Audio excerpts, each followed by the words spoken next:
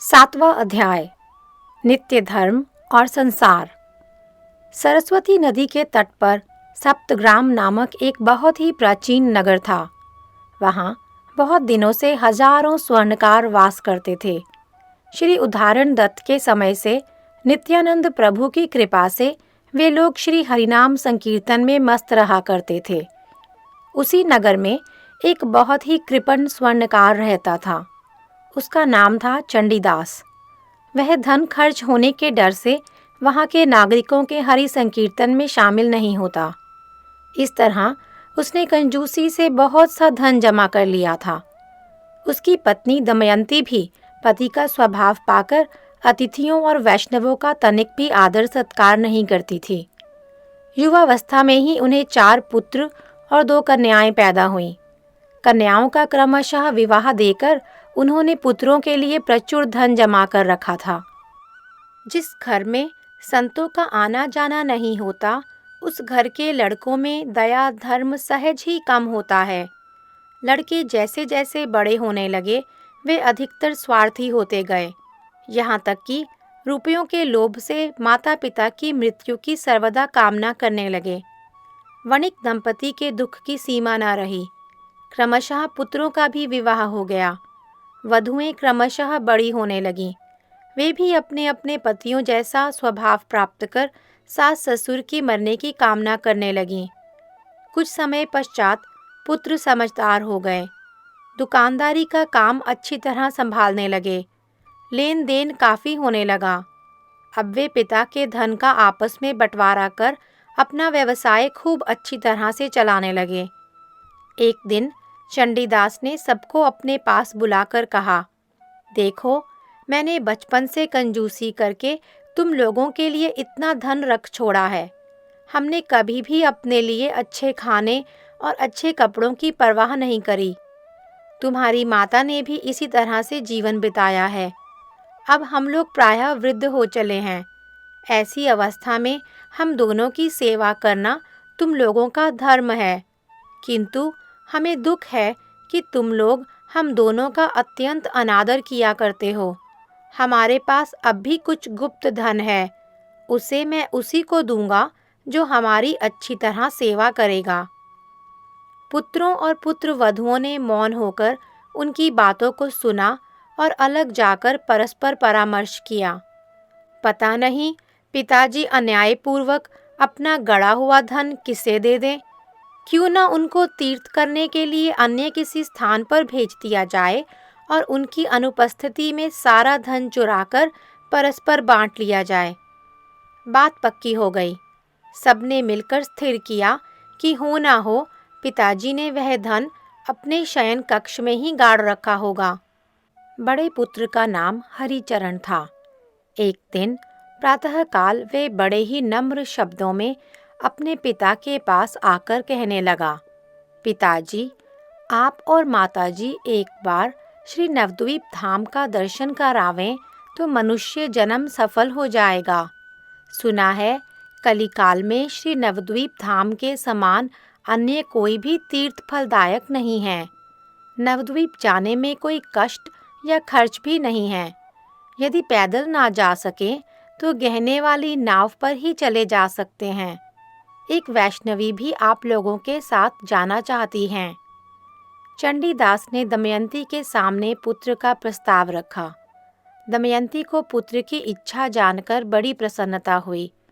दोनों ने आपस में तय किया कि उस दिन की हमारी धमकी से लड़कों का दिमाग सही रास्ते पर आ गया है।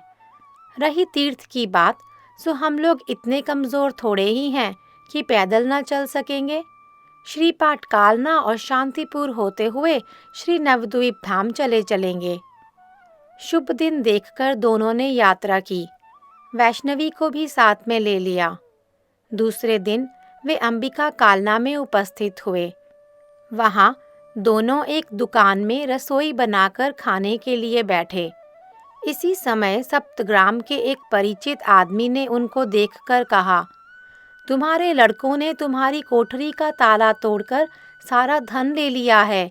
अब वे तुम्हें घर में घुसने नहीं देंगे। तुम्हारा गुप्त धन चारों ने मिलकर बांट लिया है। इस समाचार से चंडीदास और दमयंती के हृदय में जोरों का धक्का लगा। वे धन के शोक में कातर हो गए, भोजन भी ना कर सके। सारा दिन रोते रोते बीत गया। साथ की वैष्णवी ने इन्हें खूब समझाया, घर में आसक्ति ना रखो, चलो तुम दोनों साधु होकर कहीं आश्रम बनाकर वहीं पड़े रहना। जिसके लिए सब कुछ किया, जब वे ही शत्रु बन गए हैं, तब घर लौटने की कोई आवश्यकता नहीं। नवद्वीप में ही रहना, वहाँ भिक्षा करके जीवन निर्वाह करना भी अच्छा है। दमयंती और चंडीदास अपने पुत्रों और पुत्र वधुओं का व्यवहार सुनकर बारंबार कहने लगे, हम भले ही मर जाएंगे, किंतु अब घर नहीं लौटेंगे। अंत में दोनों अंबिका ग्राम में एक वैष्णव के यहाँ 2-4 दिन ठहरे। वहाँ से शांतिपुर का दर्शन करते हुए श्री नवद्वीप धाम पहुँचे। श्री मायापुर में एक वणिक परिवार रहता था, वे उन्हीं के घर ठहरे। 2-4 दिन वहाँ रहकर वे लोग श्री नवद्वीप के सप्तपल्ली, गंगा के उस पार तथा कुलिया ग्राम के सप्तपल्ली का दर्शन करते हुए भ्रमण करने लगे। कई दिन बाद पुत्र और वधुओं के प्रति फिर ममता उत्पन्न हुई। चंडीदास ने पत्नी से कहा, चलो हम लोग सप्तग्राम फिर लौट चलें। आखिर हमारे लड़के ही तो हैं ना, क्या हम लोगों से तनिक भी स्नेह नहीं करेंगे? शर्म नहीं आती? इस बार घर जाने से वे तुम्हारी हत्या करके रहेंगे, वैष्णवी ने चिढ़कर कहा। वैष्णवी की बातों से दोनों डर गए। उन्होंने कहा, देवी तुम अब अपने आश्रम पर चली जाओ, हम लोग काफ़ी समझदार हो गए हैं। किसी अच्छे व्यक्ति से उपदेश ग्रहण कर अब हम लोग भिक्षा द्वारा जीवन निर्वाह कर भगवान का भजन करेंगे। वैष्णवी चली गई। दंपति घर की आशा छोड़कर कुलिया ग्राम में छकौड़ी चट्टोपाध्याय के मोहल्ले में एक घर बनवाने की चेष्टा करने लगे। कुछ भले आदमियों से चंदा लेकर शीघ्र ही घर तैयार हो गया। अब दोनों वहीं स्थायी रूप से रहने लगे। कुलिया ग्राम का दूसरा नाम अपराध भंजन पाठ है। वहाँ वास करने से समस्त पूर्व अपराध दूर हो जाते हैं, ऐसा लोगों का विश्वास है। एक दिन चंडीदास ने कहा, हरिया की माँ, लड़कों का अब नाम न लो, उनको कभी भी याद मत करना। हमने बहुत से अपराध किए हैं, इसीलिए हमने बनिए के घर जन्म पाया है। जन्म दोष से कृपण होकर हम लोगों ने कभी भी अतिथि वैष्णवों की सेवा नहीं की। अब यहाँ कुछ पैसे होने पर अतिथि सेवा अवश्य करेंगे, जिससे दूसरे जन्म में हमारा कल्याण हो। सोचा है एक मोदी खाना की दुकान खोल दूं। सज्जन व्यक्तियों से कुछ रुपए मांगकर यह रोजगार आरंभ कर लूं। चंडीदास ने कुछ ही दिनों में एक दुकान खोल ली। उससे प्रतिदिन उन्हें कुछ न कुछ लाभ होने लगा। पति पत्नी की उदरपूर्ति के अतिरिक्त प्रतिदिन एक अतिथि की सेवा होने लगी। पहले की अपेक्षा उनका जीवन अच्छी तरह व्यतीत होने लगा।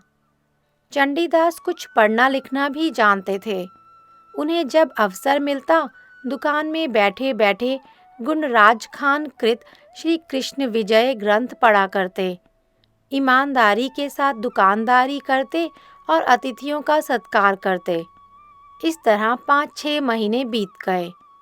कुलिया के सभी लोग चंडीदास का परिचय जानकर उन पर श्रद्धा करने लगे। उसी गांव में यादवदास नामक एक गृहस्थ ब्राह्मण रहते थे। वे प्रतिदिन श्री चैतन्य मंगल का पाठ करते थे। चंडीदास भी कभी कभी उनका पाठ सुनने जाते। यादवदास और उनकी पत्नी सदा वैष्णव सेवा में लगे रहते।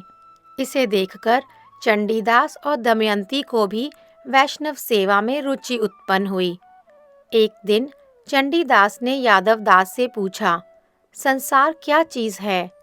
यादवदास ने कहा, गंगा के पूर्वी तट पर श्री गोद्रुम द्वीप में बहुत से तत्वज्ञ वैष्णव रहते हैं। चलो वहीं चलकर यह प्रश्न करें।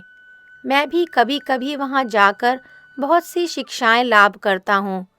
आजकल गोद्रुम में ब्राह्मण पंडितों की अपेक्षा वैष्णव पंडित शास्त्रीय सिद्धांतों में अधिक निपुण हैं। उस दिन श्री वैष्णवदास बाबा जी के साथ शास्त्रार्थ में ब्राह्मण पंडित पराजित हुए हैं। तुम्हारा जैसा गंभीर प्रश्न है, उसकी उचित मीमांसा वहीं पर हो सकती है। तीसरे पहर यादवदास और चंडीदास गंगा पार जाने के लिए तैयार हुए। दमयंती अब शुद्ध वैष्णवों की सेवा करती है। उसके हृदय की कृपणता अब बिल्कुल दूर हो गई है। उसने कहा, मैं भी आप लोगों के साथ चलूंगी। यादव दास ने कहा, वहाँ के वैष्णव गृहस्थ नहीं हैं, वे अधिकतर निरपेक्ष और गृहत्यागी हैं। मुझे डर है तुम्हें साथ ले जाने से वे कहीं दुखी ना हो। दमयंती ने कहा, मैं दूर से ही उन लोगों को दंडवत प्रणाम कर लूंगी, उनके कुंजों में ना जाऊंगी। मैं वृद्धा हूँ, मुझ पर वे लोग कभी नाराज ना होंगे। यादव दास ने कहा, वहाँ स्त्रियों को जाने का नियम नहीं है। तुम वहीं समीप ही किसी स्थान में बैठी रहना, हम लोग लौटते समय तुम्हें साथ ले लेंगे। तीनों चल पड़े। धीरे धीरे वे गंगा की रेती पार कर प्रद्युम्न कुंज के निकट पहुँचे। दमयंती कुंज के दरवाजे से ही साष्टांग दंडवत प्रणाम कर वहीं एक पुराने वट वृक्ष के नीचे बैठ गई।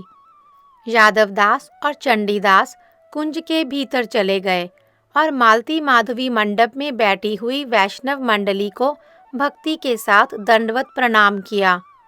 यहीं बीच में परमहंस बाबा जी बैठे हैं। इनके चारों ओर श्री वैष्णवदास, लाहिड़ी महाशय, बाबा अनंतदास आदि बहुत से लोग बैठे हैं। यादवदास भी उनके निकट जाकर बैठ गए तथा उनके पास ही चंडीदास भी बैठे। ये नए व्यक्ति कौन हैं? अनंतदास बाबा जी ने यादवदास की ओर देखा। यादवदास ने चंडीदास का सारा वृतांत कह सुनाया। अनंतदास बाबा जी ने हंसकर कहा, हाँ, संसार इसे ही कहते हैं। जो संसार को पहचानते हैं वे बुद्धिमान हैं, और जो संसार चक्र में पड़ जाते हैं उनकी स्थिति बड़ी शोचनीय होती है। चंडीदास का मन क्रमशः निर्मल हो रहा था। नित्य सुकृत करने से अवश्य कल्याण होता है। वैष्णवों का सत्कार, वैष्णव ग्रंथों का पाठ और श्रवण द्वारा नित्य सुकृत से चित्त निर्मल होता है तथा अनन्य भक्ति में सहज ही श्रद्धा होती है। चंडीदास श्री अनंतदास बाबा जी के उपदेशों को सुनकर बड़े ही कातर शब्दों में कहने लगे, मैं आपसे ये प्रार्थना करता हूँ कि मुझे यह स्पष्ट रूप से बतलावें कि संसार क्या चीज़ है। अनंतदास बाबा जी ने कहा, प्रश्न गंभीर है। मेरी इच्छा यह है कि इस प्रश्न का उत्तर या तो परमहंस बाबा जी दें अथवा वैष्णवदास बाबा जी। परमहंस दास बाबा जी ने कहा, प्रश्न जैसा गंभीर है, अनंतदास बाबा जी भी वैसे ही योग्य उत्तरदाता हैं। आज हम सभी लोग बाबा जी का उपदेश सुनेंगे। अनंतदास, जब आपकी आज्ञा है तब मैं जो कुछ जानता हूँ अवश्य कहूँगा। सबसे पहले मैं भगवत पार्षद प्रवर श्री प्रद्युम्न ब्रह्मचारी श्री गुरुदेव के चरण कमलों का स्मरण करता हूँ। जीव की दो दशाएं दिखलाई पड़ती हैं, मुक्त दशा और संसारबद्ध दशा।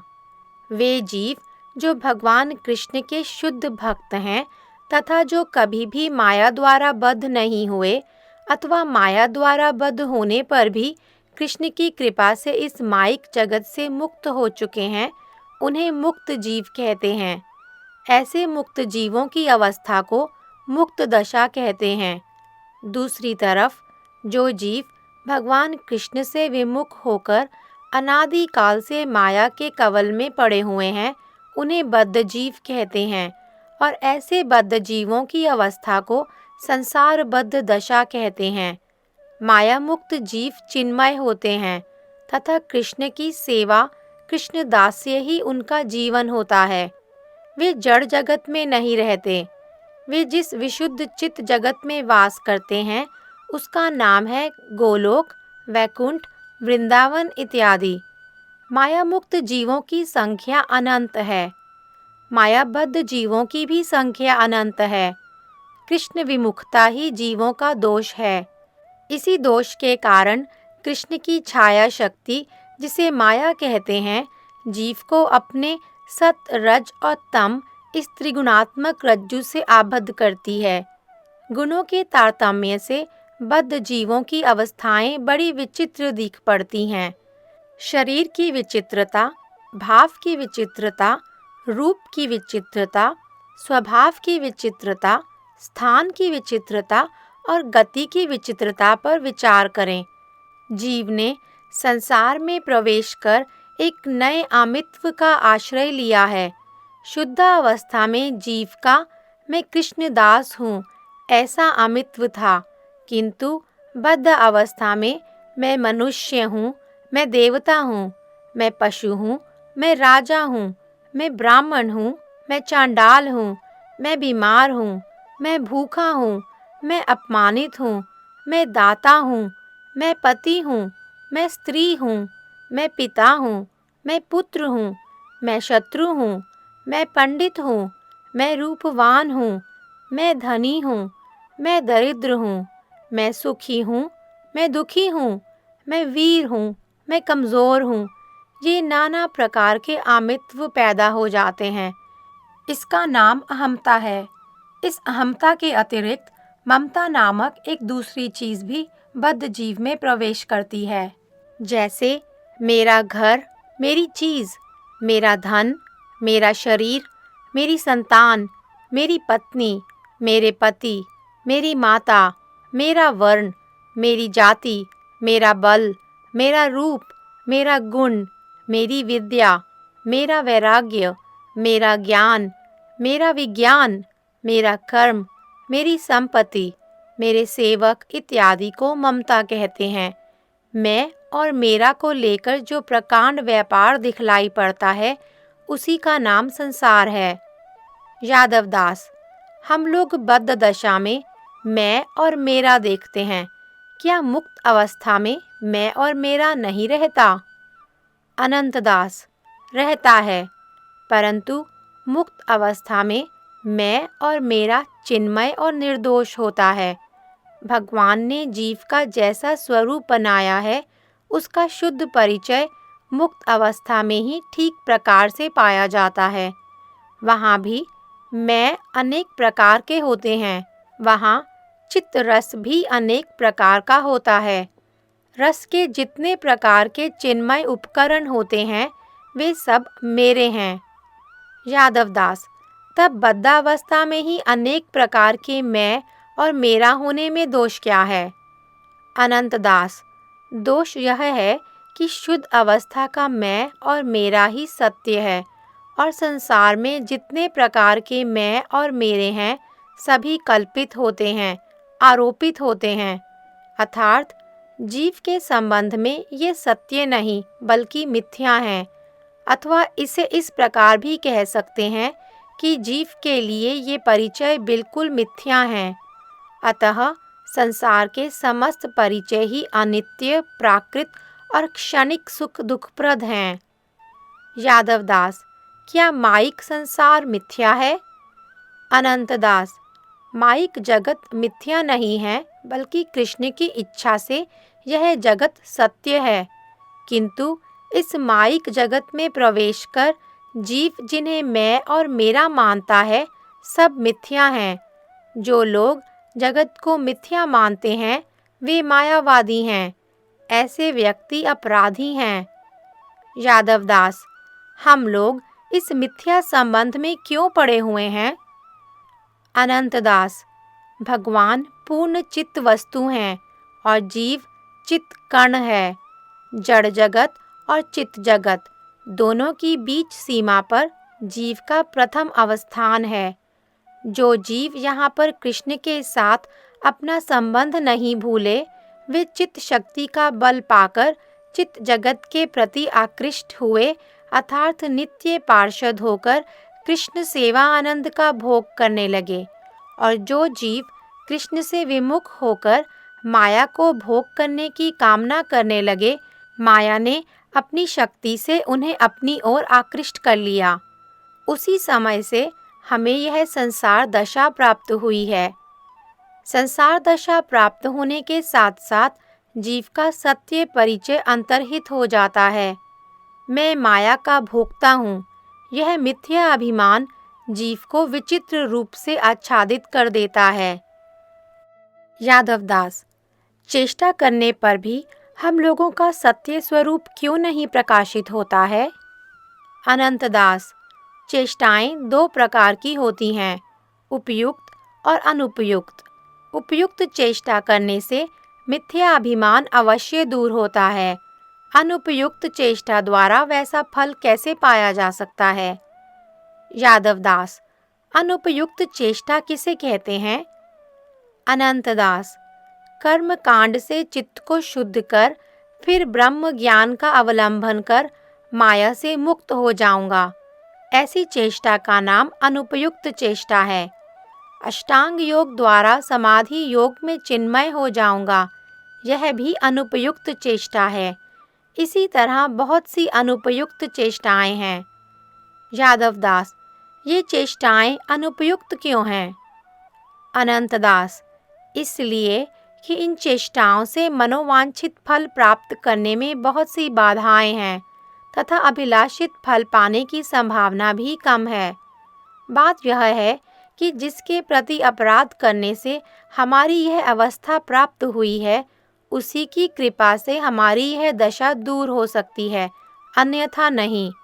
अनुपयुक्त चेष्टाओं से हम अपनी शुद्ध दशा प्राप्त नहीं कर सकते। यादव दास, उपयुक्त चेष्टा क्या है? अनंत दास, साधु संग और प्रपत्ति अर्थात शरणागति। सत्संग के संबंध में श्रीमद् भागवत में कहा गया है, अत आत्यंतिकम क्षेमम पृच्छामो भवतो अनघः संसारे अस्मिन् क्षणार्धो अपि सत्संगः सेवधिर नृणाम। श्रीमद् भागवतम 11:2-30। अर्थात, हे निष्पाप महात्मागण, हम आप लोगों से जिज्ञासा करते हैं कि परम कल्याण क्या है। इस संसार में आधे क्षण का सत्संग भी मनुष्य के लिए परम निधि है। यदि पूछो इस संसार दशा में पड़े हुए जीवों का परम कल्याण कैसे हो सकता है, तो मैं कहूँगा आधे क्षण के सत्संग के द्वारा ही परम कल्याण प्राप्त किया जा सकता है। प्रपत्ति के संबंध में गीता के 7वें अध्याय में कहा गया है, दैवी हेषा गुणमयी मम माया दुरत्यया मामेव ये प्रपद्यन्ते माया में ताम तरंती ते। अर्थात, इस त्रिगुणमयी मेरी दैवी माया को मनुष्य अपनी चेष्टा से उत्तीर्ण नहीं हो सकता। अतएव माया से पार पाना बहुत ही कठिन है। जो एकमात्र मेरी शरण में आते हैं, वे मेरी माया से तर जाते हैं। चंडीदास, महात्मन, मैं आपकी इन बातों को अच्छी तरह समझ नहीं सका। मैं तो केवल इतना ही समझा हूँ कि हम लोग पवित्र वस्तु थे। कृष्ण को भूलकर हम लोग माया के हाथों में पड़ गए हैं और माया द्वारा ही इस जगत में बंधे हुए हैं। कृष्ण की कृपा होने से हम लोगों का फिर उद्धार हो सकता है, अन्यथा ऐसी अवस्था में ही भटकते रहेंगे। अनंत दास, हाँ, तुम अभी इतना ही विश्वास करो। यादव दास जी इन बातों को अच्छी तरह समझते हैं, उन्हीं से धीरे धीरे इन बातों को समझ लेना। श्री जगदानंद जी ने प्रेम विवर्त में जीवों की विभिन्न अवस्थाओं का बहुत ही सुंदर चित्र अंकित किया है। चित्त कन जीव कृष्णा चिन्मय भास्कर, नित्य कृष्णे देखी कृष्णे करे न आदर। कृष्ण बहिर्मुख हया भोग वांछा करे, निकटस्थ माया तारे जापटिया धरे। पिशाची पाहिले येन मति छन्न है, मायाग्रस्त जीवेर है से भाव उदय। आमी सिद्ध कृष्ण दास एई कथा भूले, मायार नफर हैया चिर दिन भूले। कभू राजा कभू प्रजा कभू विप्र शूद्र, कभू दुखी कभू सुखी कभू कीट क्षुद्र। कभू स्वर्गे कभू मर्ते नर केवा कभू, कभू देव कभू दैत्य कभू दास प्रभु। एई रूपे संसार भ्रमिते कौन जान, साधु संगे निज तत्व अवगत हन। निज तत्व जानी आर संसारा न चाय, केन वा भजिनु माया करे हाय हाय। केंदे बोले ओहे कृष्ण आमी तब दास, तोमार चरण छाड़ी हैल सर्वनाश। काकुति करिया कृष्णे ढाके एक बार, कृपा करी कृष्ण तारे छाड़न संसार। माया के पीछने राखी कृष्ण पाने चाय, भजीते भजीते कृष्ण पाद पद्म पाय। कृष्ण तारे देन नेज चित शक्ति बल, माया आकर्षण छाड़े हैया दुर्बल। साधु संगे कृष्ण नाम एई मात्र चाय, संसार जीनिते आर कौन वस्तु नाय। भावार्थ यह है कि पदार्थ दो तरह का होता है, चेतन और जड़। जिन पदार्थों में इच्छा और अनुभव शक्ति होती है वे चेतन पदार्थ हैं। जिनमें इन दोनों का अभाव होता है वे जड़ पदार्थ हैं। चेतन पदार्थ भी दो प्रकार के होते हैं, पहला पूर्ण या विराट चेतन और दूसरा क्षुद्र चेतन। भगवान पूर्ण या विराट चेतन है और ये भगवान है स्वयं कृष्ण, कृष्णस्तु भगवान स्वयं। जीव क्षुद्र चेतन है, ये भगवान के विभिन्नांश तत्व तथा असंख्य हैं। स चानंताय कल्पते, श्वेताश्वतर उपनिषद। शास्त्रों में श्री कृष्ण और जीवों के पारस्परिक संबंध बतलाने के लिए सूर्य और उसकी किरणों में चमकने वाले क्षुद्र कणों के परस्पर संबंध का उदाहरण दिया जाता है। भगवान श्री कृष्ण को चिन्मय सूर्य और जीवों को चित्कण कहा गया है। चित्कण जीव का धर्म या स्वभाव ही कृष्ण की सेवा करना है। उनका यह धर्म उनके गठन के साथ ही साथ उत्पन्न होता है, ठीक आग में दाहिका शक्ति की तरह। जैसे दाहिका शक्ति के बिना आग की सत्ता स्वीकार नहीं की जा सकती, वैसे ही कृष्ण सेवा से रहित जीवों का जीवत्व नहीं है। वस्तु को छोड़कर धर्म और धर्म को छोड़कर वस्तु का कोई अलग अस्तित्व नहीं रह सकता। तब तो वस्तु और धर्म विकृत हो जाता है। हाँ, तो जीव का धर्म कृष्ण की सेवा करना है, किंतु स्वतंत्र होने के नाते जब वह कृष्ण सेवा से विमुख होकर नाना प्रकार के भोगों की कामनाएं करने लगता है, उसी समय भगवान की बहिरंगा शक्ति माया जो निकट ही होती है, उसे झपटकर अपने जाल में आबद्ध कर लेती है।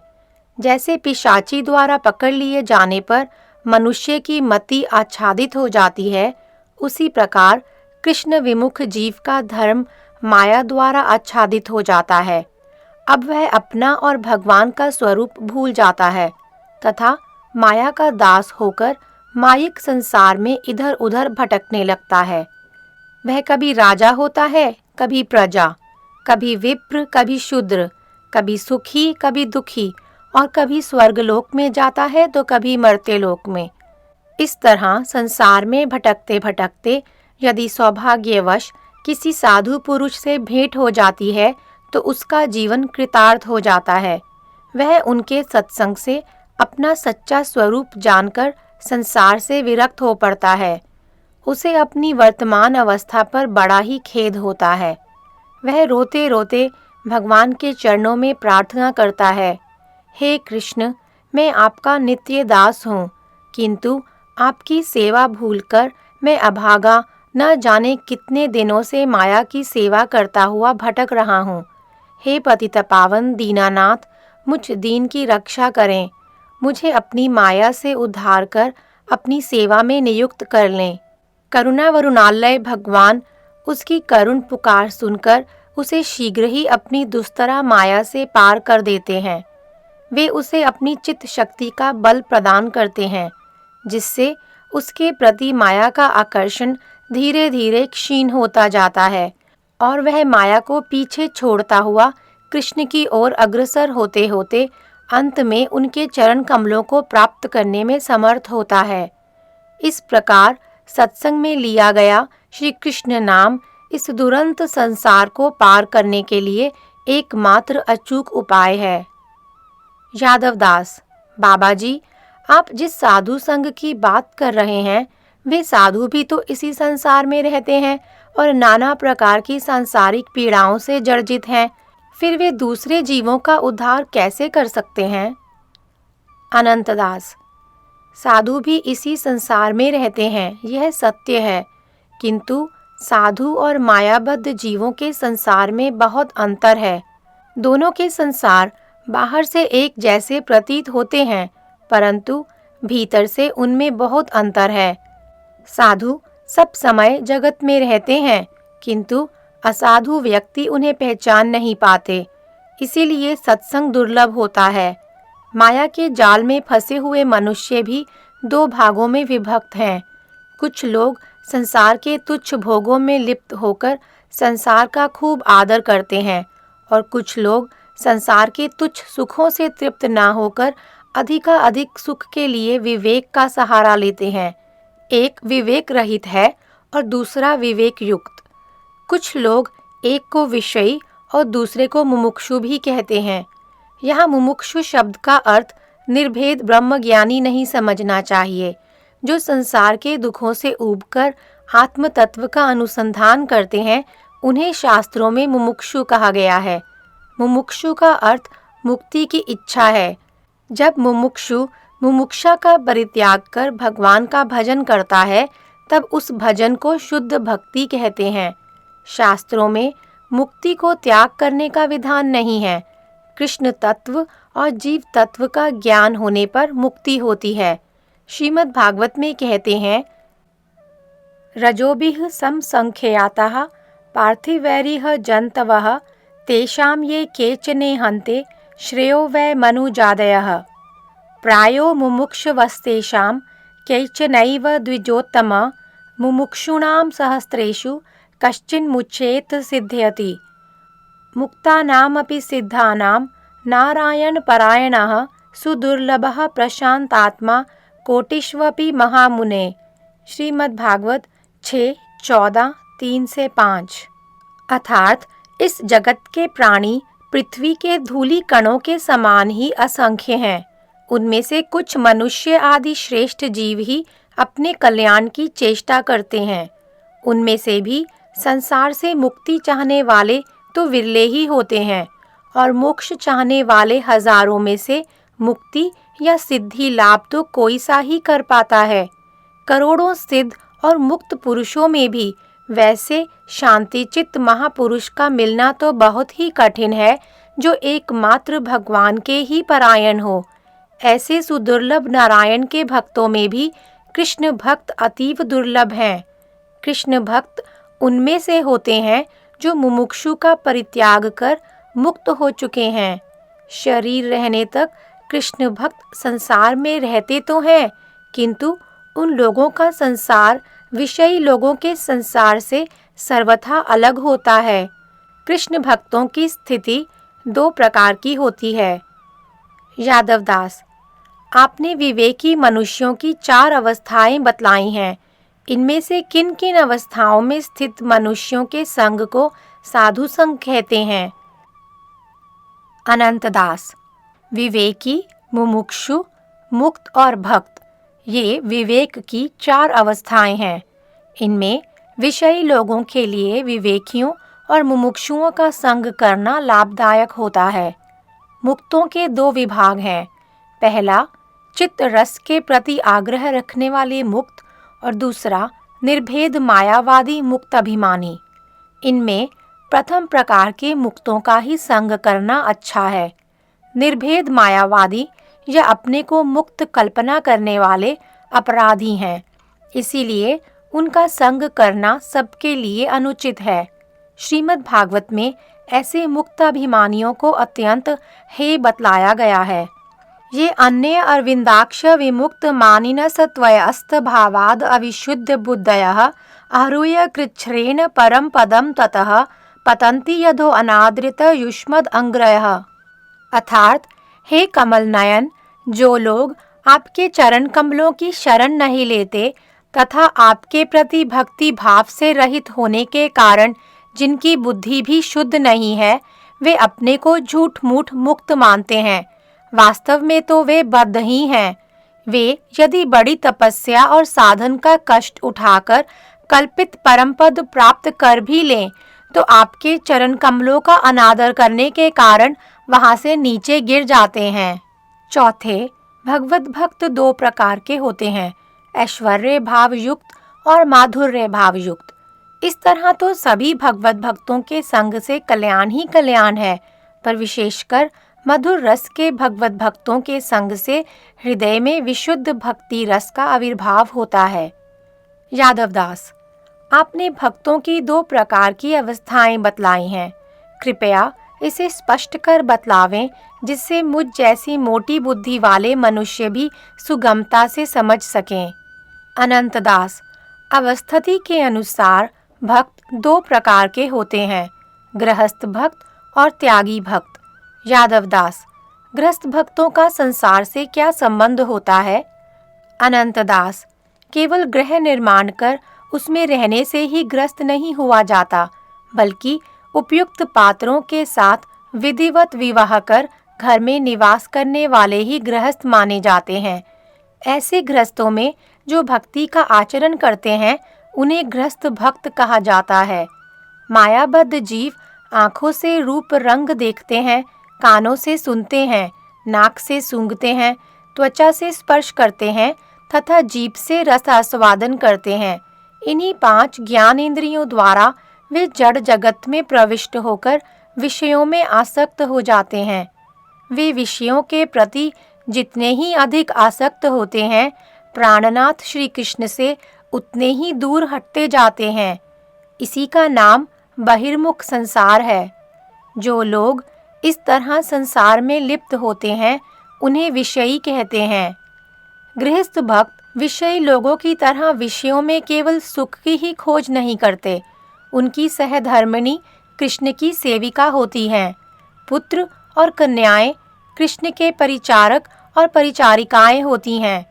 उनकी आंखें श्री कृष्ण की श्रीमूर्ति एवं तदीय वस्तुओं का दर्शन कर तृप्त होती हैं। उनके कान हरि कथा और संत चरित्रों का श्रवण करते हैं। उनकी नासिका श्री कृष्ण के चरणों में समर्पित तुलसी और सुगंधित द्रव्यों का गंध लेती है। उनकी जिह्वा निरंतर कृष्ण नाम सुधा और कृष्ण नैवेद्य का आस्वादन करती है। उनकी त्वचा भक्तों के अंग स्पर्श का सुख अनुभव करती है। उनकी आशा, क्रिया, कामना, अतिथि सेवा और देव सेवा सब कुछ कृष्ण सेवा के अधीन होती है। उनका जीवन जीवों पर दया, कृष्ण नाम और वैष्णव सेवा के लिए होता है। अनासक्त रहकर विषयों का भोग करना केवल गृहस्थ भक्तों द्वारा ही संभव है। कलयुग में गृहस्थ वैष्णव होना ही उचित है, क्योंकि इनमें पतन की आशंका नहीं होती।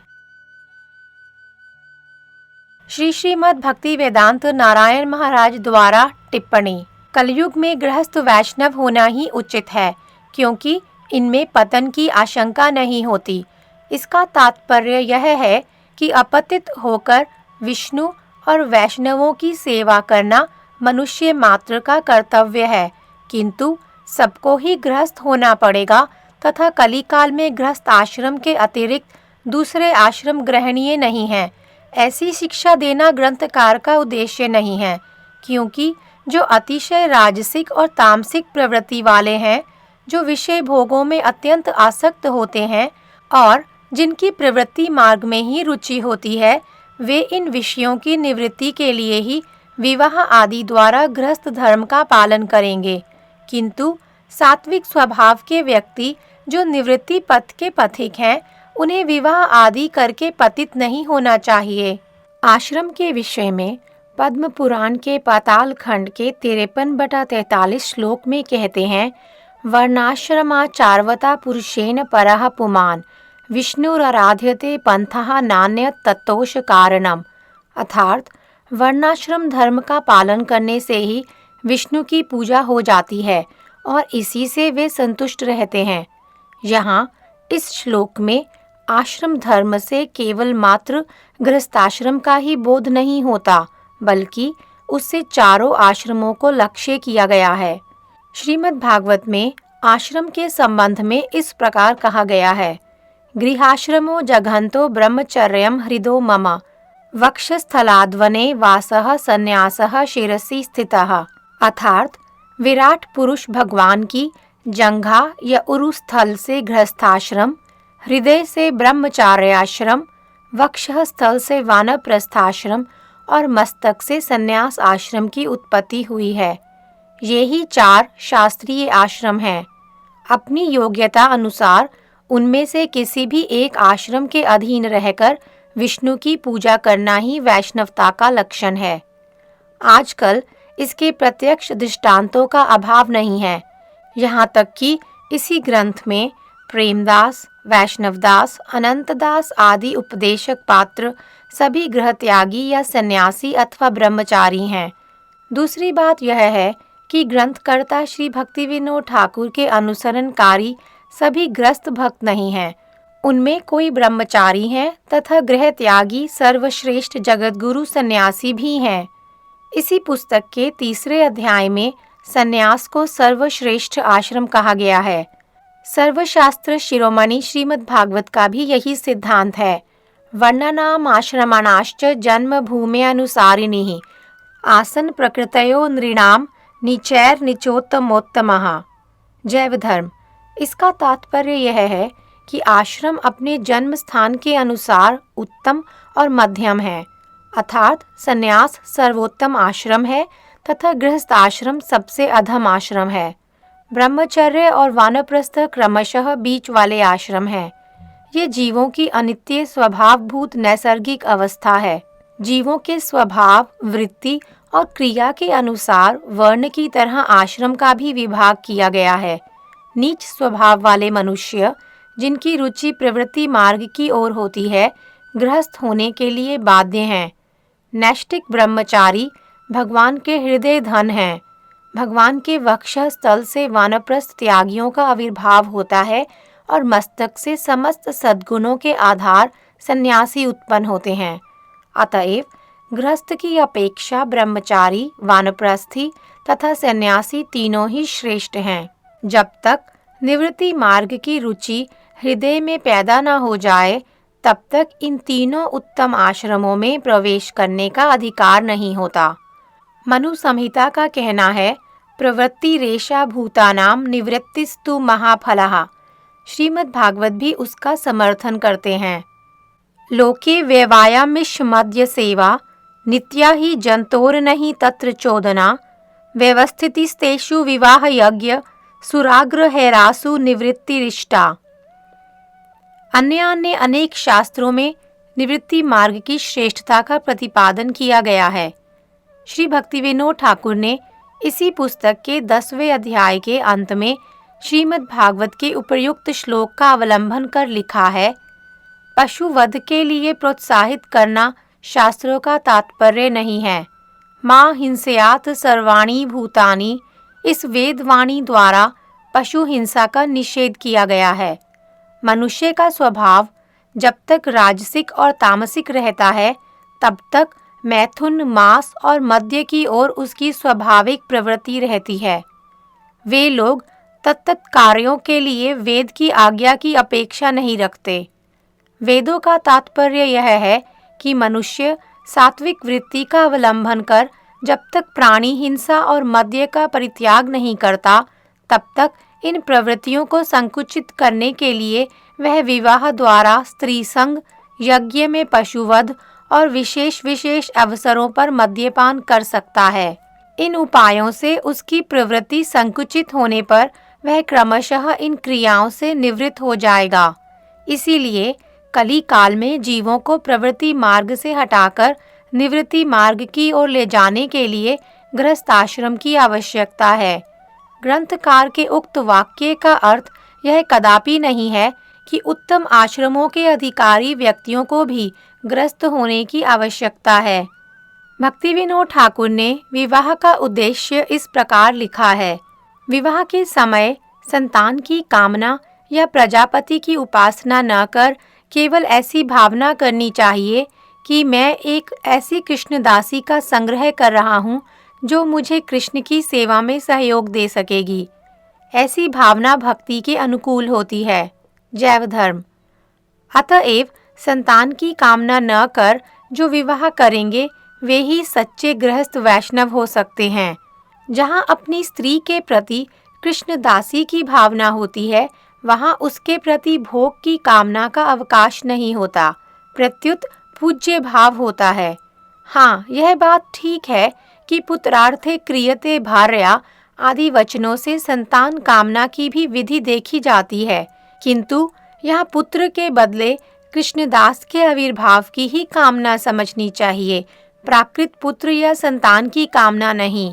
क्योंकि भगवान नाम ग्रहण करने वाले वैष्णवों के लिए पुण्य नामक नरक में जाने की कोई संभावना न होने के कारण उन्हें कृष्णदास के अतिरिक्त पुत्र की कामना नहीं होती। साधारणतः बद्ध जीव प्रवृत्ति मार्ग में विचरण करते समय अपनी काम प्रवृत्ति को चरितार्थ करने के लिए स्त्री का संभोग करता है और फल स्वरूप संतान पैदा होती हैं। यही कारण है कि आजकल मनुष्य कामुक होते जा रहे हैं।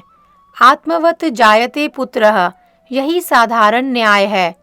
श्री ठाकुर भक्ति विनोद ने जगत के समस्त जीवों के कल्याण कामना से विशेषकर चंडीदास और दमयंती जैसी मनोवृत्ति वाले लोगों को लक्ष्य करके ही शिक्षा दी है। गृहस्थाश्रम सबसे अधम आश्रम है। वास्तव में पूर्व जन्म की सुकृति के प्रभाव से जो महात्मा लोग स्वभाव से ही निवृत्ति मार्ग में विचरण करते हैं वे कभी भी विवाह द्वारा संसार में प्रवेश कर पतित न होंगे। उन्नत व्यक्तियों के लिए पतन होने का अवकाश रहता है, किंतु पतितों को पतन का स्थान कहाँ। वे नैष्टिक ब्रह्मचारी और सन्यासी जो उपयुक्त उपदेशों का रहस्य नहीं समझ पाते, उन्हीं वचनों की दुहाई देकर यदि ब्रह्मचर्य और सन्यास का परित्याग करके अवैध भाव से अपनी शिष्या, गुरु भागिनी अथवा किसी दूसरी स्त्री से विवाह करें या ऐसे कार्यों के लिए परामर्श दें अथवा अनुमोदन करें तो उनके जैसा शोचनीय, घृणित, नीच और पाखंडी व्यक्ति विश्व के इतिहास में बिरले ही मिलेंगे। दूसरी तरफ श्रीमद् भागवत, हरिवंश और चैतन्य भागवत आदि शास्त्रों में वर्णित श्रीगाल वासुदेव जैसे अनाधिकारी व्यक्ति के लिए ब्रह्मचारी या त्यागी अथवा सन्यासी का बाना पहनकर उनके आचरण का अनुकरण कर अपने को उन आश्रमस्थ महापुरुषों के समान समझना अत्यंत घृणास्पद है। अतएव इन निम्न स्तरीय प्रवृत्ति मार्ग के लोगों को पहले ही विवाह आदि द्वारा वैद्य भाव में अपनी शोचनीय काम प्रवृत्ति का दमन करना ही श्रेयस्कर है, क्योंकि जीव मात्र को निवृत्ति मार्ग पर ले जाना ही शास्त्रों का एकमात्र उद्देश्य है। कोई ब्रह्म वैवर्त पुराण के कृष्ण खंड के अश्वमेधम गवालंभम संन्यासम पलपैतृकम देवरेण सुतोत्पत्ति कलौ पंच विवर्जयेत श्लोक के आधार पर यह कहना चाहते हैं कि कलयुग में संन्यास ग्रहण करना वर्जित है, किंतु इस श्लोक का एक गूढ़ रहस्य है। इसके द्वारा सब संन्यासों का निषेध नहीं किया गया है, क्योंकि समस्त शास्त्रों के ज्ञाता श्री रामानुज, श्री मध्व, श्री विष्णु स्वामी आदि आचार्यगण और आचार्य कुल मुकुटमणि गौरभक्त 6 गोस्वामी ये सभी त्यागी या सन्यासी थे तथा कली काल में ही हुए हैं। आज भी सन्यास की शुद्ध धारा पूर्ववत चलती आ रही है। तब कलयुग में सन्यास वर्जन की जो बात कही गई है उसका तात्पर्य यह है कि आचार्य शंकर द्वारा प्रवर्तित सोहम, ब्रह्मास्मि आदि अवैध चिंता प्रसूत एक दंड सन्यास ग्रहण करना अनुचित है, अतः उसी का निषेध किया गया है। त्रिदंड सन्यास ही प्रकृत सनातन सन्यास है। यह सब समय ग्रहण किया जा सकता है। कहीं कहीं त्रिदंड संन्यास को बाह्यतः एक दंड के रूप में भी देखा जाता है। इस श्रेणी के एक दंडी यति महाजन, सेव्य, सेवक और सेवा के प्रतीक त्रिदंड संन्यास की नित्यता स्वीकार कर शंकर द्वारा प्रवर्तित एक दंड संन्यास को संपूर्ण अवैध मानते हैं। अतएव स्मार्त आचार्य द्वारा संग्रहित उक्त श्लोक के आधार पर भी निवृत्ति मार्गीय साधकों को संन्यास ग्रहण करना ही युक्ति युक्त प्रमाणित होता है। श्री श्रीमद् भक्ति वेदांत नारायण महाराज जी का पाद लेख समाप्त। कलयुग में गृहस्थ वैष्णव होना ही उचित है, क्योंकि इनमें पतन की आशंका नहीं होती। भगवत भक्ति की समृद्धि भी इसमें भली भांति हो सकती है। गृहस्थ वैष्णवों में अनेक तत्वज्ञ पुरुष गुरु भी हैं। गोसाइयों की संतान यदि शुद्ध वैष्णव हो तो वे भी गृहस्थ भक्त के अंतर्गत हैं। अतएव उनका संग मनुष्यों के लिए बहुत ही लाभदायक है। यादव दास, गृहस्थ वैष्णवों को स्मार्त समाज के अधीन रहना पड़ता है। यदि अधीन ना रहा जाए तो समाज में उन्हें बहुत ही कष्ट सहना पड़ता है। ऐसी अवस्था में शुद्ध भक्ति का पालन कैसे किया जा सकता है? अनंत दास, पुत्र और कन्या के विवाह और पितृगण के श्राद्ध के लिए क्रिया तथा अन्य कई बातों में गृहस्थ वैष्णवों का समाज से अवश्य ही संबंध रहता है। परंतु जहाँ तक काम्य कर्मों का प्रश्न है, उन्हें काम्य कर्म नहीं करने चाहिए। शरीर यात्रा निर्वाह के लिए तो सभी पराधीन हैं। जो अपने को निरपेक्ष बतलाते हैं वे भी पराधीन होते हैं। बीमार होने पर औषध सेवन, भूख लगने पर खाद्य संग्रह, शीत से बचने के लिए वस्त्र संग्रह तथा धूप और वर्षा से रक्षा के लिए घर बार आदि की अपेक्षा प्रत्येक देहधारी को होती है। निरपेक्ष होने का तात्पर्य अपनी आवश्यकताओं को संकोच करना मात्र है। वास्तव में शरीर रहते कोई भी निरपेक्ष नहीं रह सकता। जहाँ तक अधिक से अधिक निरपेक्ष रहा जाए उतना ही अच्छा और भक्ति का पोषक है। पूर्वोक्त सारे कर्मों का संबंध कृष्ण के साथ जोड़ देने से उनका दोष जाता रहता है। जैसे विवाह के समय संतान की कामना या प्रजापति की उपासना न कर यदि केवल ऐसी भावना करें कि मैं एक कृष्ण दासी का संग्रह कर रहा हूँ जो मुझे कृष्ण की सेवा में सहयोग दे सकेगी, तो ऐसी भावना भक्ति के अनुकूल होती है। विषयों में आसक्त आत्मीय या अपना पुरोहित आदि जो कुछ भी क्यों ना कहे, मनुष्य को अपने ही संकल्पों का फल मिलता है। पितृश्राद्ध के दिन श्री कृष्ण को भोग लगाए हुए प्रसाद के पिंड से पितृगण का श्राद्ध करना और ब्राह्मण वैष्णवों को भोजन करवाना गृहस्थ वैष्णवों के लिए भक्ति के अनुकूल होता है। समस्त स्मार्त क्रियाओं को भक्ति मिश्रित कर देने से कर्म का कर्मत्व जाता रहता है। शुद्ध भक्ति के साथ वैध कर्म करने से वह भक्ति के प्रतिकूल नहीं होता। व्यवहारिक क्रियाओं को अनासक्त और विरक्त भाव से करना चाहिए। परमार्थिक क्रियाओं को भक्तों के साथ करना चाहिए। ऐसा होने से कोई दोष नहीं होता। देखिए, श्रीमन महाप्रभु के अधिकांश पार्षद गृहस्थ भक्त ही थे। बहुत से प्राचीन भक्त राजऋषि और देवऋषि थे। ध्रुव, प्रहलाद और पांडव आदि गृहस्थ भक्त ही थे। गृहस्थ भक्तों को भी जगत में पूजनीय समझना चाहिए। यादव दास, यदि गृहस्थ भक्त इतने पूज्य और प्रिय हैं, तब कोई कोई गृहस्थ भक्त गृह त्याग क्यों करते हैं? अनंत दास, गृहस्थ भक्तों में ही कोई कोई गृह त्यागी वैष्णव होने के अधिकारी होते हैं। जगत में उनकी संख्या खूब कम है। ऐसे त्यागी भक्तों का संग दुर्लभ होता है। यादव दास, कृपया यह बतलाइए कि गृह त्यागी होने का अधिकार कैसे प्राप्त होता है? अनंत दास, मनुष्य में दो तरह की प्रवृत्तियां होती हैं। पहली बहिर्मुख प्रवृत्ति और दूसरी अंतर्मुख प्रवृत्ति। वैदिक भाषा में इन्हें पराक और प्रत्याक प्रवृत्ति कहते हैं। शुद्ध चिन्मय आत्मा अपने स्वरूप को भूलकर लिंग देह के अंतर्गत मन को ही आत्मा मानती है। मन इंद्रियों के द्वारा बाह्य विषयों की ओर दौड़ता है। इसी का नाम बहिर्मुख प्रवृत्ति है। जब प्रवृत्ति की गति जड़ विषयों से पलटकर मन की ओर और मन से आत्मा के प्रति प्रवाहित होने लगे, तब उसे अंतर्मुख प्रवृत्ति कहते हैं। जब तक बहिर्मुख प्रवृत्ति प्रबल रहे, तब तक सत्संग में रहने तथा कृष्ण संसार स्थापन कर समस्त प्रवृत्तियों को निरपराध भाव से संचालन करने की आवश्यकता है। कृष्ण भक्ति का आश्रय करने से बहिर्मुख प्रवृत्ति क्रमशः संकुचित होकर अंतर्मुख हो जाती है। जब प्रवृत्ति संपूर्ण रूप से अंतर्मुख हो जाए, तभी गृह त्याग करने का अधिकार होता है। ऐसी अवस्था प्राप्त होने से पहले ही यदि गृह त्याग किया जाए तो पतन की विशेष आशंका रहती है। गृहस्थाश्रम जीवों के लिए एक पाठशाला स्वरूप है, जहाँ वह परमार्थ तत्व की शिक्षा प्राप्त करता है तथा आत्म तत्व को विकसित करने का सुयोग पाता है।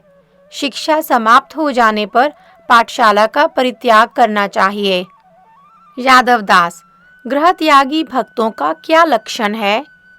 अनंत दास, स्त्री संग की स्पृहा न होना, प्राणी मात्र पर दया भाव होना, अर्थ व्यवहार को तुच्छ समझना, केवल जीवन निर्वाह उपयोगी भोजन और वस्त्र के लिए यत्न करना, कृष्ण के प्रति विशुद्ध प्रीति होना, बहिर्मुख लोगों के संग से दूर रहना और जीवन मरण में राग द्वेष न होना गृह त्यागी भक्तों के लक्षण हैं। श्रीमद् भागवत में उनके लक्षण इस प्रकार दिए हैं। सर्वभूतेषु यः पश्येद भगवत भावमात्मनः भूतानि भगवत्य आत्मन्येष भागवतोत्तमः। श्रीमद् भागवतम 11:2-45। अर्थात जो समस्त भूतों में आत्मा के आत्मा स्वरूप श्री कृष्ण चंद्र को देखते हैं और आत्मा के आत्मा स्वरूप श्री कृष्ण में समस्त भूतों को देखते हैं, वे उत्तम भागवत हैं। मय्यन्येन भावेन भक्तिं कुर्वन्ति ये दृढ़ाम मत्कृते त्यक्त कर्माणस त्यक्त स्वजन बांधवः। श्रीमद् भागवतम 3:25-22। अर्थात कपिल देव जी यहाँ साधु का स्वरूप लक्षण बतला रहे हैं। जो लोग अन्य देव देवियों की पूजा में आस्था न रखकर मुझ में अनन्य भाव से सुदृढ़ भक्ति करते हैं, वे मेरे लिए संपूर्ण कर्म तथा स्त्री पुत्र बंधु बांधव आदि अपने सगे संबंधियों को भी त्याग देते हैं। विसृजति हृदयं न यस्य साक्षात् हरिर्वशाभिहितो अप्यघोघनाशः प्रणय रसनया धृतांगरी पद्मः स भवति भागवत प्रधान उक्तः। श्रीमद् भागवत 11:2-55। अर्थात विवशता से भी जिनका नाम उच्चारण करते ही जीवों के सब पाप दूर हो जाते हैं, उन श्री हरि के चरण कमलों को जिन्होंने प्रेम की डोर से अपने हृदय में बांध रखा है, वे पुरुष भगवान के भक्तों में प्रधान हैं। अनंत दास जी ने आगे कहा, जिन गृहस्थ भक्तों में यह लक्षण समूह प्रकाशित हो पड़ते हैं, वे अब कर्म करने के लायक नहीं रहते, इसीलिए वे गृह त्यागी हो पड़ते हैं। ऐसे निरपेक्ष भक्त विरले होते हैं। सारे जीवन में भी यदि कभी ऐसे भक्तों का संग मिल जाए तो अपना परम सौभाग्य समझना चाहिए। यादव दास, आजकल प्रायः देखा जाता है कि कोई थोड़ी उम्र में ही गृह त्याग कर वेश ग्रहण कर लेते हैं, फिर अखाड़ा बांधकर देव सेवा करने लगते हैं। धीरे धीरे उनमें स्त्री संग का दोष प्रवेश कर जाता है, फिर भी वे हरि नाम नहीं छोड़ते। जगह जगह से भीख मांगकर अखाड़े का खर्च चलाते हैं। ऐसे लोगों को त्यागी भक्त कहा जाए या गृहस्थ भक्त? अनंत दास, तुमने बहुत सी बातें एक ही साथ पूछी हैं, मैं एक एक का उत्तर दूंगा। गृह त्याग से थोड़ी या अधिक उम्र का कोई संबंध नहीं है। पूर्व और वर्तमान संस्कारों के बल से कोई गृहस्थ भक्त कम उम्र में ही गृह त्याग का अधिकारी हो जाता है। शुकदेव जी पूर्व संस्कारों के कारण जन्म से ही गृह त्याग के अधिकारी थे। केवल इतना ही देखना चाहिए कि वह अधिकार कृत्रिम ना हो। यथार्थ निरपेक्षता उत्पन्न होने पर कम उम्र से कोई बाधा नहीं पड़ती। यादव दास, यथार्थ निरपेक्षता और कृत्रिम निरपेक्षता किसे कहते हैं? अनंत दास, यथार्थ निरपेक्षता उस दृढ़ निरपेक्षता को कहते हैं जो किसी समय टूटती नहीं। कृत्रिम निरपेक्षता प्रतिष्ठा की आशा, धूर्तता और शठता से पैदा होती है। निरपेक्ष गृह त्यागी भक्तों जैसा सम्मान पाने के लिए कोई कोई कृत्रिम निरपेक्षता का स्वांग रचते हैं, किंतु ऐसी निरपेक्षता बिल्कुल निरर्थक और अमंगलजनक होती है। गृह त्याग करने के साथ ही ऐसी निरपेक्षता दूर हो जाती है और उपद्रव उपस्थित हो जाते हैं। यादव दास, क्या गृह त्यागी भक्त को वेश लेना आवश्यक है? अनंत दास, संसार की माया ममता से दूर हो जाने पर निरपेक्ष अकिंचन भक्त वन में रहे अथवा घर में जगत को पवित्र करते हैं। उनमें कोई कोई भिक्षुक आश्रम के चिन्हों द्वारा परिचित होने के लिए कौपीन कंथा आदि धारण करते हैं। कौपीन कंथा ग्रहण करने के समय कुछ लोग गृह त्यागी वैष्णवों की साक्षी देकर अपनी प्रतिज्ञा दृढ़ करते हैं। इसी का नाम भिक्षा आश्रम प्रवेश है। यदि तुम इसी को वेश लेना कहते हो तो कोई आपत्ति नहीं है। यादव दास, भिक्षाश्रमोचित चिन्हों द्वारा परिचित होने की आवश्यकता ही क्या है? अनंत दास, जगत में भिक्षा आश्रमी के नाम से परिचित होने में बहुत लाभ है। परिवार के लोग उससे संबंध ना रखेंगे बल्कि सहज ही उसे छोड़ देंगे। स्वयं भी उसे फिर से गृह में प्रवेश करने की इच्छा न होगी। स्वाभाविक निरपेक्षता के साथ ही लोक भय भी उसके हृदय में उपस्थित होगा। परिपक्व निरपेक्ष गृह त्यागी भक्तों के लिए वेश ग्रहण चाहे किसी काम का हो या ना हो, किंतु किसी किसी के लिए वेश आश्रय कुछ कुछ सहायक होता है। स जहाति मतिम लोके वेदे च परिनिष्ठिताम, श्रीमद् भागवतम 4:29-46। अर्थात भगवत कृपा प्राप्त भक्त लौकिक या वैदिक सभी प्रकार के कर्मों के प्रति आसक्ति परित्याग करते हैं। ऐसे भक्तों के लिए वेश आश्रय की विधि नहीं है, उन्हें केवल लोक अपेक्षा तक की आवश्यकता होती है। यादव दास, वेश आश्रय किससे ग्रहण करना चाहिए? अनंत दास, गृह त्यागी वैष्णवों से वेश आश्रय ग्रहण करना चाहिए। गृहस्थ भक्तों को गृह त्यागी भक्तों के व्यवहारों का अनुभव नहीं होता, इसीलिए उन्हें किसी को भी गृह त्यागी का वेश नहीं देना चाहिए, क्योंकि ब्रह्म वैवर्त का कथन है, अपरीक्षयोपदिष्टम यत् लोकनाशाय तद भवेत। अर्थात स्वयं आचरण ना करके धर्मोपदेश करने से वह जगत में उत्पात का कारण होता है। यादव दास, भेष या वेश आश्रय प्रदान करने के समय गुरुदेव को किन किन विषयों पर विचार करना चाहिए? अनंत दास, सर्वप्रथम गुरुदेव यह विचार करेंगे कि जिस व्यक्ति को वे वेश देने जा रहे हैं वह उपयुक्त पात्र है या नहीं। उसने गृहस्थ भक्त होकर कृष्ण भक्ति के बल से शम दम आदि ब्रह्म स्वभाव प्राप्त किया है कि नहीं। अर्थ पिपासा और जिह्वा की लालसा निर्मूल हुई है या नहीं। वे कुछ दिन तक शिष्य को अपने निकट रखकर उसकी अच्छी तरह परीक्षा करें। जब उसे उपयुक्त पात्र समझें तभी भिक्षा आश्रम का वेश प्रदान करें। इससे पहले किसी तरह वेश देना उचित नहीं है। अनुपयुक्त पात्र को वेश देने से गुरु का पतन होना अवश्यंभावी है। यादव दास, अब मैं देख रहा हूँ कि वेश आश्रय ग्रहण करना कोई हंसी खेल की बात नहीं है। इस प्रथा को अयोग्य गुरुओं ने अव्यावहारिक करना आरंभ कर दिया है।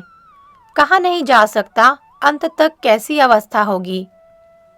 अनंत दास, श्री चैतन्य महाप्रभु जी ने इस पद्धति को पवित्र रखने के लिए नितांत क्षुद्र दोष करने पर भी छोटे हरिदास को कठोर दंड दिया था। हमारे प्रभु के अनुगत भक्तों को महाप्रभु द्वारा छोटे हरिदास को दंड देने की बात सर्वदा स्मरण रखनी चाहिए। यादव दास, वेश लेकर अखाड़ा बांधना और देव सेवा करना क्या उचित पद्धति है? अनंत दास, नहीं, उपयुक्त पात्र को भिक्षा आश्रम में प्रवेश कर प्रतिदिन भिक्षा द्वारा जीवन निर्वाह करना चाहिए। अखाड़े आदि का आडंबर नहीं करना चाहिए। वह किसी जगह, किसी एकांत कुटी में या किसी गृहस्थ के देवालय में रहे। जिन अनुष्ठानों में धन की आवश्यकता होती हो, उन अनुष्ठानों से उन्हें दूर रहना चाहिए। इस प्रकार जीवन यापन करते हुए निरपराध होकर निरंतर कृष्ण नाम करना चाहिए। यादव दास, जो लोग अखाड़े जमाकर गृहस्थी की तरह रहते हैं, उन्हें क्या कहा जाए? अनंत दास, ऐसे लोगों को बांतासी कहते हैं। जिसे एक बार वमन या उल्टी कर दिया, उसी को बारंबार खाते हैं। यादव दास, क्या तब वे वैष्णव नहीं रहते? अनंत दास, जब उनके व्यवहार अवैध और वैष्णव आचार के विरोधी हैं, तब उनका संग करने से लाभ ही क्या है? अब तो उन्होंने शुद्ध भक्ति का परित्याग कर दुराचार करना आरंभ कर दिया है। ऐसी दशा में उनके साथ वैष्णवों का संबंध ही क्या रहा? यादव दास, जब तक वे हरिनाम त्याग नहीं करते, तब तक यह कैसे कहा जा सकता है कि उन्होंने वैष्णवता छोड़ दी है? अनंत दास, नाम और नामापराध एक चीज नहीं है। शुद्ध हरिनाम एक चीज है और बाहर से हरिनाम के ही समान दिखाई पड़ने वाला अपराध युक्त नाम पृथक चीज है। जहाँ नाम के सहारे पापाचार दिखलाई पड़े, अर्थात नाम भी करेंगे पाप भी करेंगे, नाम के प्रभाव से पापों से छुटकारा तो आखिर मिल ही जाएगा, ऐसी भावना से जो हरिनाम किया जाता है वह नामापराध होता है, शुद्ध हरिनाम नहीं होता। नामापराध से सर्वदा दूर रहना चाहिए। यादव दास, तब ऐसे व्यक्तियों का संसार कृष्ण संसार नहीं है? अनंत दास, कदापि नहीं। कृष्ण संसार में शठता का स्थान नहीं है। वहाँ तो संपूर्ण रूप से सरलता विराजमान रहती है। वहाँ अपराध होने की संभावना नहीं रहती। यादव दास, जब वे भक्त ही नहीं रहे, तब किसी भक्त के साथ उनके तारतम्य का कोई प्रश्न ही नहीं उठता। यादव दास, ऐसी दशा में उनके उद्धार का क्या कोई रास्ता है? अनंत दास, हाँ है। यदि वे अपने समस्त दुराचारों का परित्याग कर निरपराध होकर रोते रोते निरंतर हरिनाम करें, तो फिर वे भक्तों की श्रेणी में आ सकते हैं। यादव दास, बाबा जी महाराज, गृहस्थ भक्त वर्णाश्रम की विधियों के अधीन होते हैं। क्या वर्णाश्रम धर्म को स्वीकार किए बिना एक गृहस्थ वैष्णव नहीं हो सकता? अनंत दास, आहा, वैष्णव धर्म अत्यंत उदार है। जीव मात्र इस धर्म के अधिकारी हैं, इसीलिए इसका नाम जैव धर्म है। अंत्यज जाति के मनुष्य भी वैष्णव धर्म ग्रहण करके गृहस्थ रह सकते हैं। इनका वर्णाश्रम नहीं होता। फिर वर्णाश्रम के अंतर्गत पतित सन्यासी भी पीछे से शुद्ध भक्ति लाभ कर गृहस्थ भक्त हो सकते हैं। इनकी भी कोई वर्णाश्रम विधि नहीं होती। अथवा जो लोग अपने दुराचारों के कारण वर्णाश्रम धर्म से पतित हो चुके हैं, वे और उनकी संतान आदि साधु संघ के प्रभाव से शुद्ध भक्ति का आश्रय करते हुए गृहस्थ भक्त होवें, तो इनका भी वर्णाश्रम नहीं होता। अतएव गृहस्थ भक्त दो प्रकार के होते हैं, वर्णाश्रम धर्म युक्त और वर्णाश्रम धर्म रहित। यादव दास, इन दोनों में श्रेष्ठ कौन है? अनंत दास, जिनमें भक्ति अधिक है वे ही श्रेष्ठ हैं। भक्तिहीन होने पर व्यवहारिक दृष्टि से वर्णाश्रम का पालन करने वाला व्यक्ति ही श्रेष्ठ है, क्योंकि उसमें धर्म है और दूसरा अंत्यज है। किंतु परमार्थिक दृष्टि से दोनों ही अधम हैं, क्योंकि दोनों भक्तिहीन हैं। यादव दास, क्या किसी गृहस्थ व्यक्ति को गृह त्यागी का वेश ग्रहण करने का अधिकार है? अनंत दास, नहीं। ऐसा करने से आत्मवंचना और जगत वंचना दोनों प्रकार के दोष होते हैं। गृहस्थ व्यक्ति का कौपीन आदि धारण करना, गृह त्यागी वेशाश्रयी संतों की हंसी उड़ाना और उनका अपमान करना है। यादव दास, बाबा जी महाशय, क्या वेश ग्रहण करने के लिए कोई शास्त्र पद्धति भी है?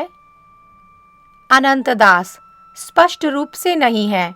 सभी वर्णों के लोग वैष्णव हो सकते हैं, किंतु शास्त्र के अनुसार द्विजों के अतिरिक्त और कोई भी संन्यास ग्रहण नहीं कर सकता। श्रीमद् भागवत में प्रत्येक वर्णों का पृथक पृथक लक्षण बतलाते हुए अंत में नारद जी कहते हैं, यस्य यल्लक्षणं प्रोक्तं पुंसो वर्णाभिव्यंजकं यदन्यत्रापि दृश्येत तत्तैनैव विनिर्दिशेत। श्रीमद् भागवतम 7:11-35।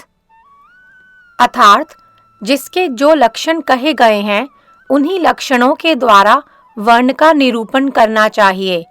इस शास्त्रीय विधि के अनुसार ही अन्य वर्णों में उत्पन्न व्यक्ति में ब्राह्मण वर्ण का लक्षण देखकर उसे संन्यास देने की प्रथा चली है। यदि ब्राह्मण के अतिरिक्त अन्य वर्ण के व्यक्तियों में ब्राह्मण वर्ण के लक्षण पाए जाएं और उन्हें संन्यास दिया जाए तो इस पद्धति को अवश्य ही शास्त्रानुमोदित मानना होगा।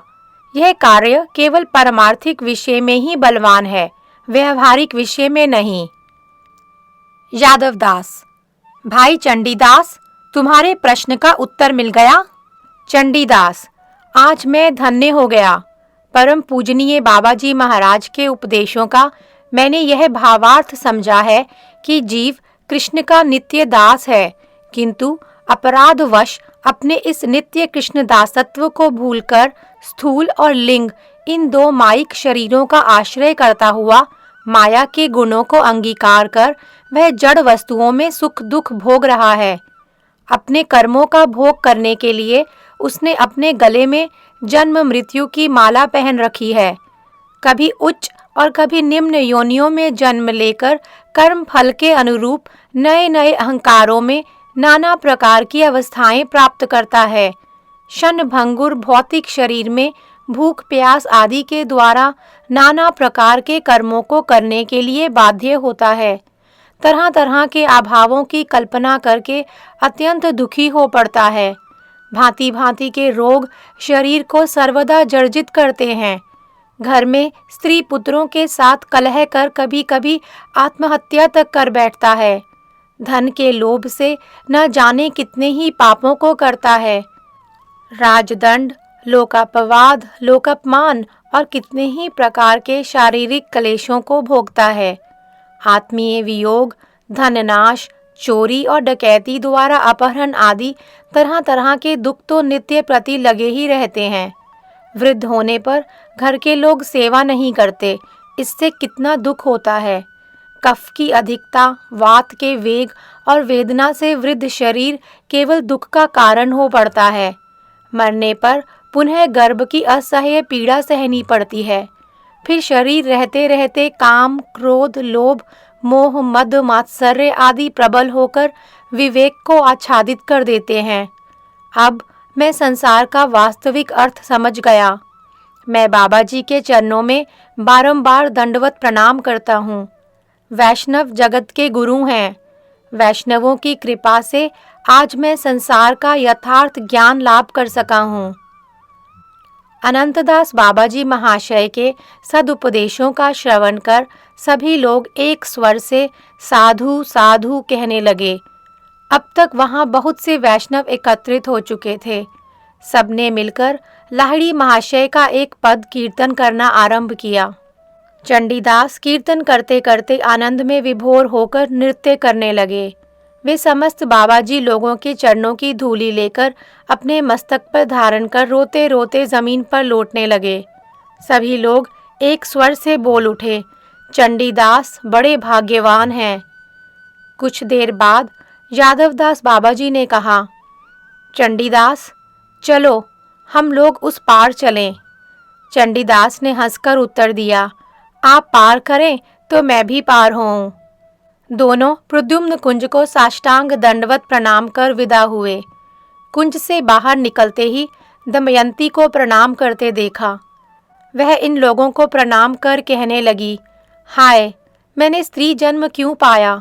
यदि मैं भी पुरुष होती तो अनायास ही इस कुंज में जाकर वैष्णवों का दर्शन करती तथा उनकी चरण रज मस्तक पर धारण कर पवित्र होती। काश मैं जन्म जन्म इस नवद्वीप में वैष्णवों की दासी होती और उनकी सेवा कर जीवन सार्थक करती। यादव दास, अहो, यह गोद्रुम धाम महान पुण्य भूमि है। यहाँ आते ही जीव शुद्ध भक्ति लाभ करते हैं। यह गोद्रुम हमारे प्राणेश्वर श्री सच्चिनंदन की क्रीड़ा स्थली गोपपल्ली है। इस तत्व को हृदयंगम करके ही श्री प्रबोधानंद सरस्वती ने प्रार्थना की है। न लोक वेदोदित मार्ग भेदैर विषया संक्लिशयते रे विमूढ़ाः हठेन सर्वं परिहृत्य गौड़े श्री गोद्रुमे पर्णकुटीम कुरुध्वम्। श्री नवद्वीप शतक 36।